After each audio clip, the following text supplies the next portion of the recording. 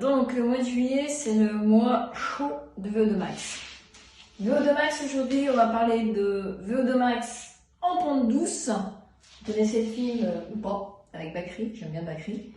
1987, l'été en pente douce. Voilà, donc là, VO2 Max en pente douce, en 3 points.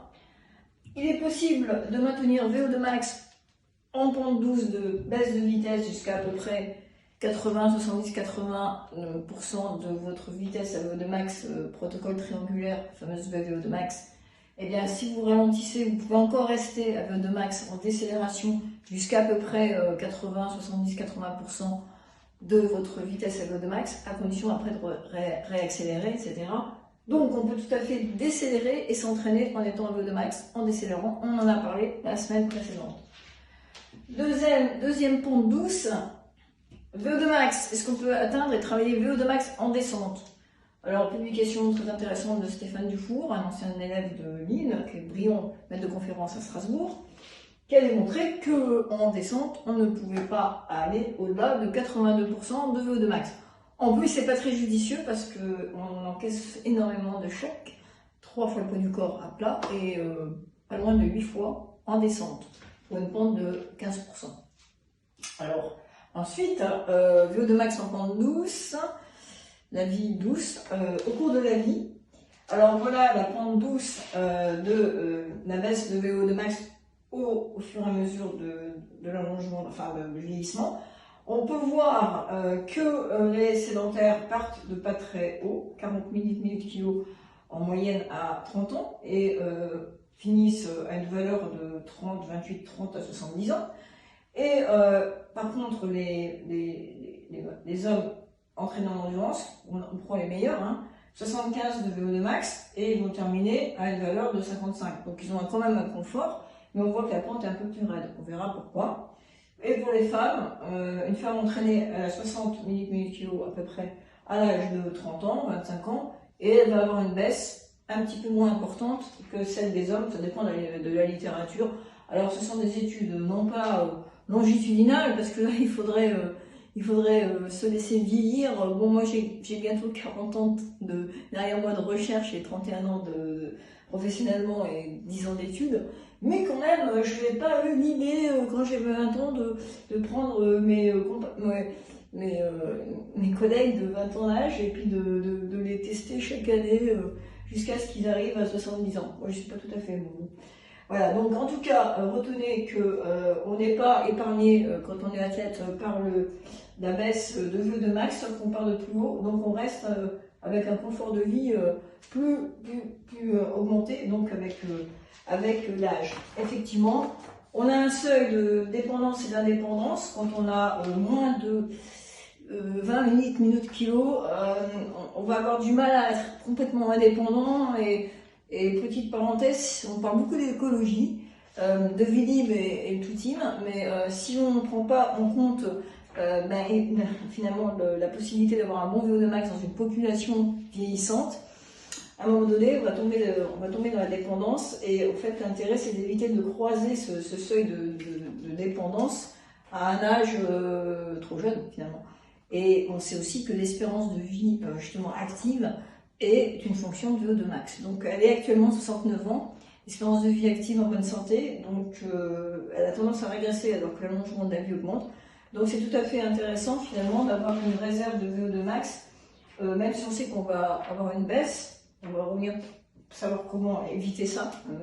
Eh bien, on a quand même une réserve par rapport à ce seuil de dépendance qui est autour de 20 ml/kg, qui est retardé finalement. Si on peut l'avoir à 95 ans, quand on est entraîné tout au long de la vie, plutôt que de l'avoir à 75 ans ou 69 ans, c'est plutôt sympathique. Alors finalement, là on voit que pour vous consoler, jusqu'à l'âge de 50 ans, les perfs sur la 10 bornes, elles sont correctes, elles ne bougent pas trop, donc allons-y. Et finalement, c'est vrai que le temps sur un 10 km va vraiment avoir une courbe exponentielle au-delà de 55 ans. Oui, effectivement. Alors, comment éviter ça finalement? J'ai eu le bonheur d'entraîner Robert Marchand, d'améliorer son VO2 Max entre l'âge de 100 ans, donc on est passé de 30 ml/kg à 37. Uniquement, à quoi est due finalement la perte un peu plus marquée du VO2 max chez les gens entraînés? C'est tout simplement que quand on est entraîné, quand on s'entraîne à haute intensité, on préserve sa puissance musculaire, sa réserve de puissance. Vous savez que c'est un des enjeux de biatraining, de travailler la sensation et la réserve de puissance. Et cet avantage de réserve de puissance qui est le corollaire de l'entraînement intensif qui utilise justement l'accélération et la décélération, eh bien on perd cet avantage puissance avec l'âge parce qu'on n'a plus envie de faire ça, on est plus motivé, on a une fatigue centrale, on a une fatigue effectivement centrale et périphérique, et donc on a tendance à plus avoir envie de monter dans les tours comme on dit. Donc là moi j'avais pu réaméliorer donc Robert Marchand et le faire remonter à 27 à l'heure uniquement en travaillant sur la cadence. Donc si vous voulez conserver votre réserve de puissance, il faut travailler justement votre cadence, parce que la puissance c'est la force fois la vitesse. En vélo c'est simple, il suffit de se caler à 10 RPM tours par minute, donc au-dessus de d'habitude.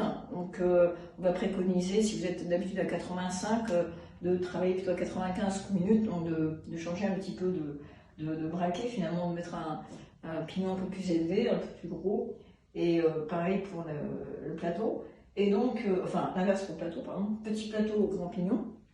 Et donc si vous courez, je peux vous dire d'augmenter votre fréquence de foulée, puisque c'est complètement inepte. On a une fréquence optimale, donc à une certaine étendue de vitesse. L'être humain en course à pied aime toujours être à peu près la même cadence. Et par contre, si vous voulez augmenter votre cadence, vous êtes obligé d'accélérer franchement.